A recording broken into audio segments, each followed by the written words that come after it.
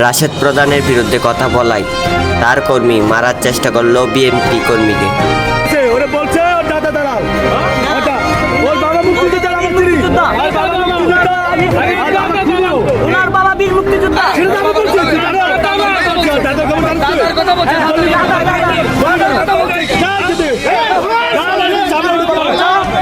তার দাদাকে রাজাকার বলায় ক্ষিপ্ত তার কর্মী।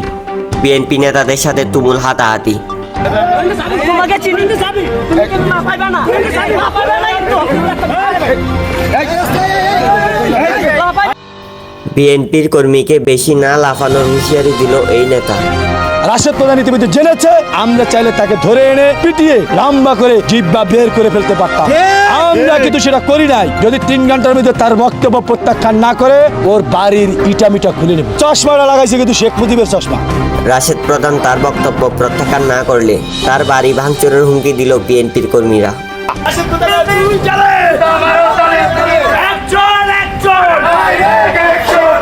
রাশেদ প্রধানের ভাষায় ভাঙচুর করলেন বিএনপির নেতারা।